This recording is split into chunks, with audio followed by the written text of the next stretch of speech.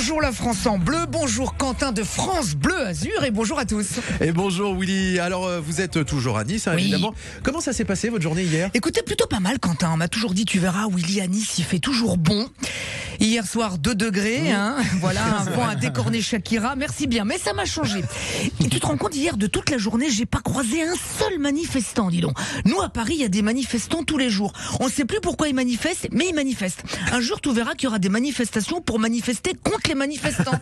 Les gens gueuleront sur des gens qui gueulent pour arrêter de gueuler.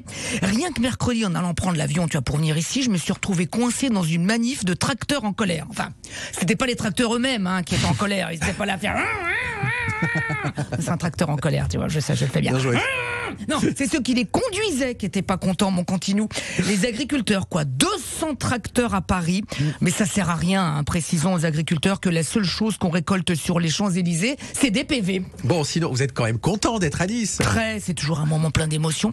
L'année dernière, lors de ma venue, j'ai quand même été intronisé par la confrérie du Pan-Bagnat. Il y en a qui ont des Césars, moi j'ai le Pan-Bagnat. Et toc. Te fous pas de moi, moi je suis sûr qu'entre ça et la Légion d'honneur, Gérard Larcher aurait choisi ça.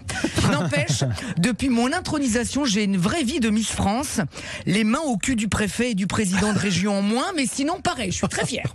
Bon, dans l'actu niçoise, qu'est-ce que vous avez retenu? Que le pauvre Éric Ciotti aurait des problèmes.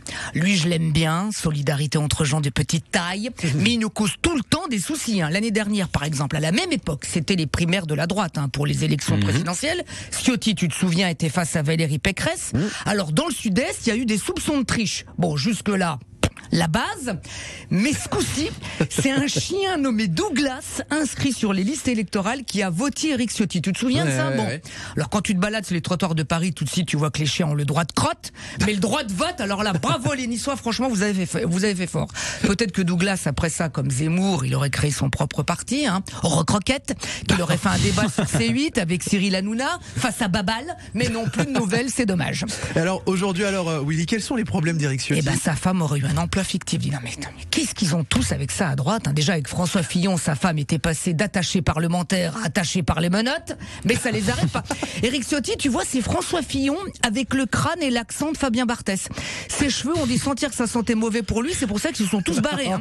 Mais là, Ciotti a dit non, ma femme n'a rien fait. Mais il est con, lui, c'est justement ce qu'on lui reproche.